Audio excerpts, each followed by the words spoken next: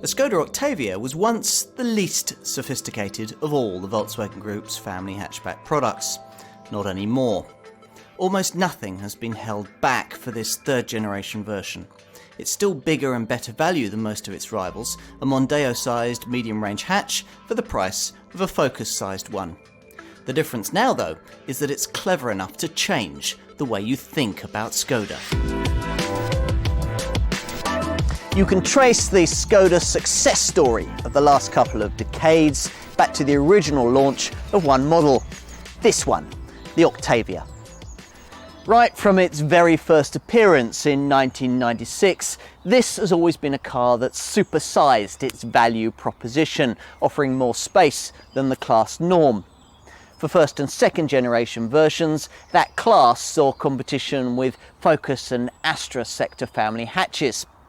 This Mark III model, though, has taken a step up in the world, virtually big enough to compete with Mondeo and Insignia models from the larger medium range segment. An Octavia then that's larger than ever before, and cleverer too, as it has to be to distance itself from the simpler, smaller Rapide model that hit the market a few months before this car arrived in the spring of 2013. The Rapide is the car to choose for Skoda motoring as it used to be. Light on frills and cutting-edge technology, and solid, reliable, value-laden and built to last. This Octavia, in contrast, is more of a signpost to a direction the Czech brand wants to go in the future, one that shares the very latest technology with more luxurious brands in the Volkswagen Group stable. There's a price tag to go with that, of course, but it's one that still offers an affordable way into state-of-the-art thinking, most notably the high-tech MQB platform this car shares with Seat's Leon, Volkswagen's 7th generation Golf, and even the pricey Audi A3. Underpinnings then that allow the kind of technology and road-going dynamics we've simply never seen from a Skoda before. An Octavia then that should be guaranteed to surprise those familiar with the brand and others new to it. Can it deliver on that promise? Let's find out. As with the Volkswagen Golf and the Seat Leon, the German engineers who created this car took a pragmatic approach to driving dynamics, deciding that buyers of lower order engines wouldn't care too much about cutting-edge handling response. So it is that the sophisticated multi-link rear suspension is reserved only for the performance-orientated VRS spec Octavias, the most powerful of which uses the 2-litre TSI engine borrowed from the Volkswagen Golf GTI. Here, though, we're focusing on the mainstream variants that most Octavia buyers will be considering, all suspended with a much humbler torsion beam arrangement. It's a bit disappointing to find this kind of setup on lower order Golfs, but it seems to matter a lot less on this Octavia, partly because you're less likely to approach this car and want to throw it about, and partly because the setup doesn't seem to be at all detrimental to ride quality. On the contrary, it's very good, even over very poor surfaces, which makes this car a very restful one to use and a great long journeying companion, particularly with the torque of a decent turbo diesel engine under the bonnet. There are two main ones on offer, with the 1.6-litre TDI I've chosen likely to be the most popular variant for British buyers. It pushes out 105 PS, or actually 110 PS if you opt for the eco-minded Green Line version. Either way, rest to 62 can be accomplished in just over 10.5 seconds on the way to a top speed a fraction over 120 miles an hour. You get a similar level of performance from the 1.2-litre TSI petrol variant that many lower mileage buyers will prefer. To be honest, with either of these engines fitted, this car doesn't feel that fast, and a 1.6-litre TDI diesel form would benefit from a 6th gear in the manual gearbox to aid the engine strain at higher revs. Not that you'll be short of ratios if you opt for the DSG automatic transmission that I have here. It's a 7-speed unit, but comes with the usual sprint sapping penalties that tend to be attached to automatic transmission. Still, at least on this Octavia, you can perk things up a bit by recourse to the kind of high-tech intervention you simply wouldn't expect to find on a family-minded Skoda. It's called driving mode selection, and it's standard across all the engines on all but entry-level Octavia variants. It's basically Skoda's version of Audi's Drive Select system, and it enables you to tailor the feel of this car to the mood that you're in and the road that you're on. Just press this mode button here, then use the infotainment touchscreen to select between normal, sport and eco modes, depending on the kind of progress you want to make, or you can program in your own settings using the individual option. Either way, the system will tailor the engine torque, the throttle sensitivity, the power steering, and if necessary, the automatic gearbox response to suit the mode that you've chosen. You'll certainly enjoy all of this more at the wheel of one of the pokier mainstream variants, either the 140 PS petrol 1.4 TSI or the 150 PS diesel 2-litre TDI. Now, the 140 PS developed by the petrol 1.4 is worth emphasising because the same engine in an equivalent Volkswagen Golf puts out just 122 PS. In an Octavia, a 1.4 TSI will get you from rest to 62 in just 8.1 seconds on the way to a top speed of 134 miles an hour. And these are figures almost identically matched by the willing 2-litre TDI 150 diesel. And handling? Well, as I suggested at the beginning, it isn't really geared towards the needs of the enthusiast driver, though to be fair, body roll is well controlled and the steering is precise and direct.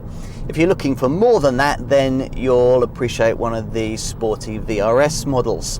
Horses for courses, you see. And if those courses are likely to be on the rough and muddy side, then you'll probably be interested in the four-wheel drive system, also developed for this car, primarily for the Scout estate model, which features additional body cladding and a raised ride height. Now, it's a mark of the Volkswagen Group's MQB modular transverse platform that it can produce a couple of cars as different as these two. It's been stretched to make this Skoda significantly bigger than its Audi A3 counterpart. It's bigger than the MQB-based Volkswagen Golf and Seat Leon models too. But that apart, almost everything else about these two cars is almost exactly the same. You can't tell an Audi customer that, of course, but Skoda buyers will receive the news with smug satisfaction, released as they are from the burdens of badge equity. These people will probably quite like the fact that the look and feel of this car is very similar to that of its predecessor, despite chief designer Joseph Caban's attempts to create what Skoda describes as an engaging and elegant new look. The similarities persist despite the difference in size. This car is 90mm longer and 45mm wider than its predecessor, which makes it all the more impressive that it manages to be up to 102 kilograms lighter. Now, that's been achieved through careful attention to detail, plenty of which you begin to notice once you start to examine the design closely. At the front, the 19-slat corporate grille is flanked by highly detailed headlamps with patterns inspired by traditional Czech cut glass. Moving further back, you follow the sharp so-called tornado line that now profiles so many modern Volkswagen Group products, there to visually stretch the car and emphasize what Skoda rather optimistically hopes will be seen as a coupe-like silhouette, featuring a rear side window that's supposed to be shaped like a jet aircraft tail fin. No, I couldn't really see it either.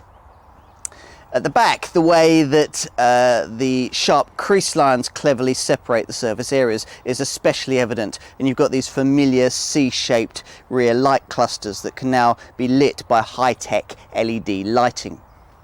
But it's when you lift the heavy boot lid that you start to get a feel for what this car is really all about. The 590-litre load area that you reach over a notably low lip, being 28mm longer and 125 litres bigger than before. Now, to put that into some kind of perspective for you, that's nearly double what you get in a comparably priced Ford Focus, and over 50% more than you'd get in a comparable Volkswagen Golf. It's also bigger than many cars in the next class up. It's, for example, 10% more than you get in a Ford Mondeo or Volkswagen Insignia, and nearly 20% more than you get in a Mazda 6. The Skoda's advantage continues when you push forward the 60/40 split folding rear bench. Now, although the space created isn't quite flat, it is 1,580 litres in size. But of course, if you're going to be flattening the rear seats on a regular basis, you'd do better to choose the Octavia Estate variant, which boasts a 610 litre boot and a 1,740 litre total load area with the rear seats flattened. Has all this been achieved at the expense of rear seat occupants, as was the case with the first generation version of this car? It seems not. Enter in through the wide doors and you find that thanks to a wheelbase increase of 108mm, there's notably more space than there was here before, with extra elbow width and more headroom, if not quite enough width to comfortably accommodate 3 adults on longer journeys. But then previous generation Octavia models have also been pretty accommodating. Less attractive has been the Spartan built down to a price feel that you get up front. Let's see if this car is any different.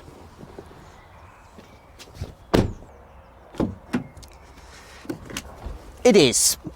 You still wouldn't think you were in an Audi, but everything's certainly much more Volkswagen-like in terms of both fit and finish these days. The feeling's supposed to equate to that of wearing a well-tailored suit, according to Skoda's design team. A few budget touches still remain, the hard, cheap plastic used to trim the interior just below the windows on the rear doors, for example. But overall, thanks to things like the soft touch slush moulded dash and the addition at last of damped grab handles, the feeling of thrift and overriding solid sensibility that you get on Skoda's only slightly cheaper Rapide model isn't as evident here. Even the specification of leather trim isn't such a ridiculous thought. The white backlit instrument panel has been redesigned, but probably the biggest change is the way that navigation, stereo and trip computer functions are no longer controlled by standalone devices, but instead are wrapped up into one clear and easy to use infotainment touchscreen. There are lots of clever cubbies too, with storage areas big enough to hold a 1.5 litre bottle. I particularly like this smartphone holder positioned here by the thankfully conventional handbrake. We all have to cart our smartphones around with us. Why can't every cabin accommodate them as neatly as this one does? Expect to pay somewhere in the £16,000 to £25,000 bracket for most mainstream versions of the Octavia. If you're looking at the spacious estate rather than this 5-door model, then there's an £800 model for model premium to find. The UK bestseller will be the 1.6 litre TDI diesel that I've got here, a car that commands a £1,000 premium over the identically powerful entry-level petrol version, the 1.2 litre TSI. Now, most UK Octavia cells will have one of these two engines fitted. And to understand why, you only have to look at the price premiums in each case, necessary to progress to something pokier. To go from the 1.2 litre TSI to 1.4 litre TSI, you'll need to find, well, around £1,200. While to go from this 1.6 litre TDI diesel to the 150 PS 2 litre TDI diesel alternative, you'll need a £1,900 premium. And the pricing bottom line? Well, let's start with the Volkswagen Group family of brands. Under the skin, this car is pretty much the same as a Seat Leon, a Volkswagen Golf or an Audi A3, using most of the same engines and the same high-tech MQB modular transverse platform. Being that Skoda is the group's designated value brand, you'd expect an Octavia to be the most affordable of the lot. It isn't actually. In most cases, a Seat Leon will cost you a few £100 less, model for model. But given that that car has a boot a massive 35% smaller than this one, then you could argue that that's fair enough. Equally restricted cargo bays can be found in the kind of Volkswagen Golf that model for model would cost you between £1,500 and £2,000 more, or indeed Audi's even pricier A3 Sportback. So the Octavia wins on sheer space. But then if that's all you care about, then you could argue that the next model down in the Skoda lineup, the Rapide, or indeed its Seat Toledo clone, would represent a better bet. Now that car has the same 1.2 litre petrol and 1.6 litre TDI diesels that this one does. Will be only slightly smaller and will save you between £750 and £1,000 car for car. But a Rapide is nothing like as sophisticated either to look at or to drive.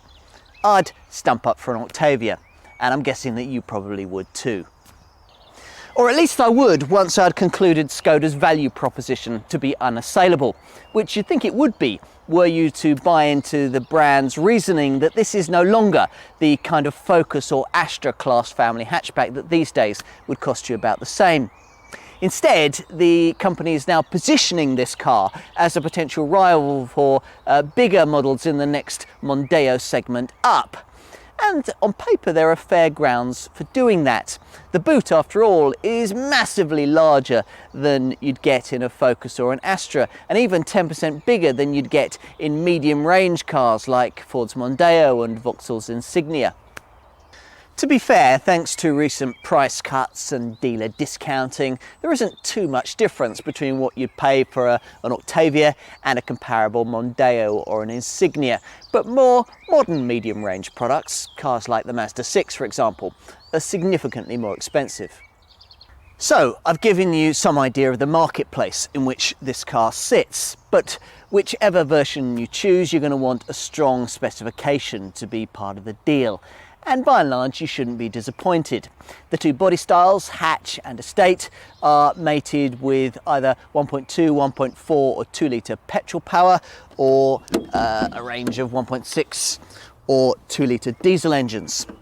And whichever one you choose, your car will come with alloy wheels, tinted glass, climate controlled air conditioning that also cools the glove box, a height adjustable driver's seat, a 4-spoke leather trimmed steering wheel, a trip computer, an 8-speaker stereo with USB and aux-in inputs, and a hill holder clutch that stops you drifting backwards on uphill junctions. There are also neat touches like the ice scraper built into the fuel filler lid, and I'd also want to specify the neat double-sided boot floor mat that you can flip around to suit either normal luggage or muddy boots and filthy dogs. I'd also want to pay extra for the full-size spare wheel, provision of which could save you a lot of hassle if it's ever needed. It's necessary to stretch up to SE trim level at least for the driving mode selection system, which is fair enough, but it's a bit frustrating that you have to stretch to the priciest trim levels for basics like steering wheel stereo controls, floor mats and a rear seat ski hatch. As for safety, well, all models get 7 airbags, twin front, side and curtain, plus a driver's knee bag, along with the usual electronic assistance for traction and stability control. Plus anti-lock brakes, of course, along with a clever pre-fill system that primes your anchors for instant use when the accelerator is released abruptly. When you do stamp on the brakes, there's brake assist to make them more effective, while at the same time your hazard flashers will be automatically activated to warn following motorists.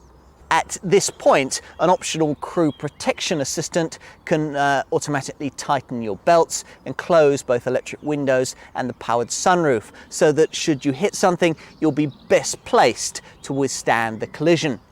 And after a collision, all Octavia models get a post-collision braking device that will brake the car to try and make sure that you don't hit anything else.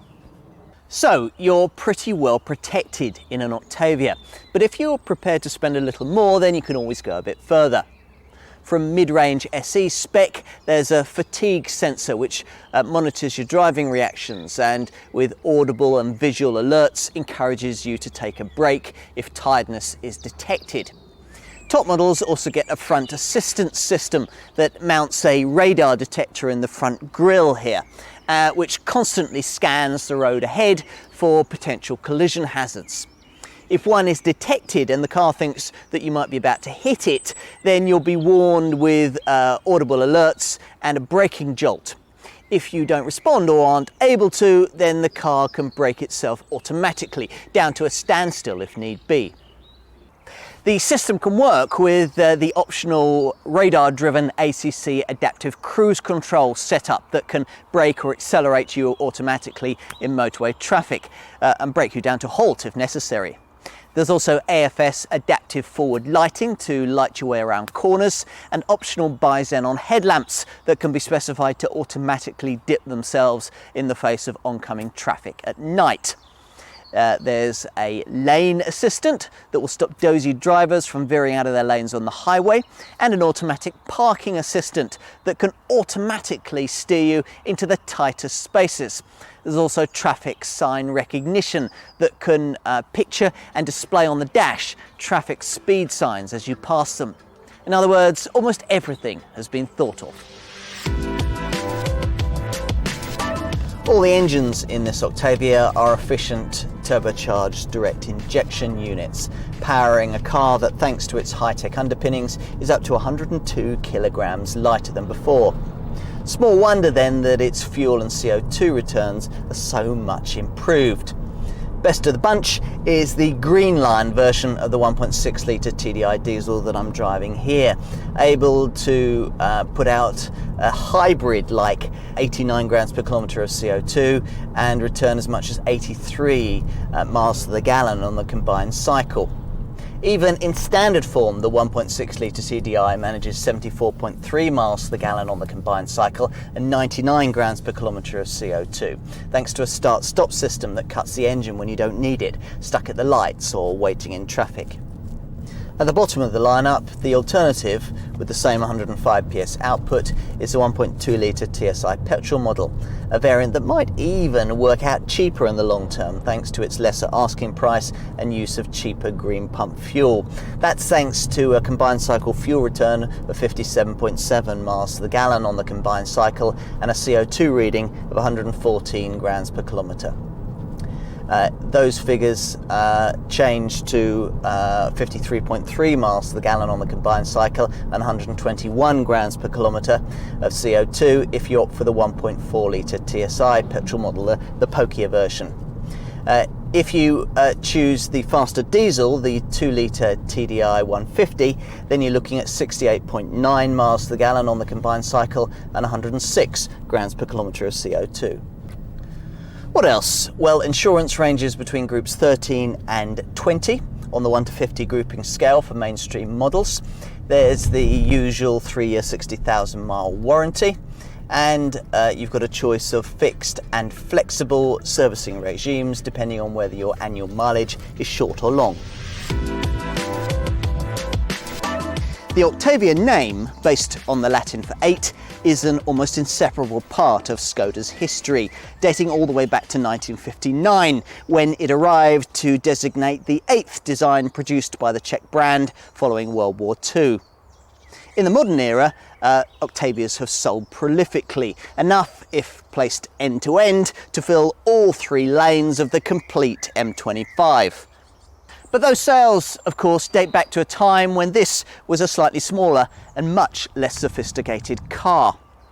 How will modern era buyers cope with a Skoda that you can electronically tweak to suit both your mood and the road you're on? A Skoda that can automatically park itself, brake itself, and even dip its headlight beams in the face of oncoming traffic. A Skoda, in fact, that can do everything that you'd expect from a comparable Audi at a substantial price saving.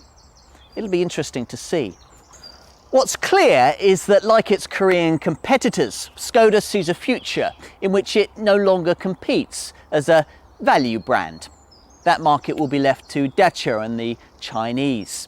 Instead, the company wants a higher quality image developed alongside higher quality products, cars like this one. They want the purchase of something like an Octavia to be viewed not as a cheaper choice, but instead as rather a clever one. That time may already have arrived.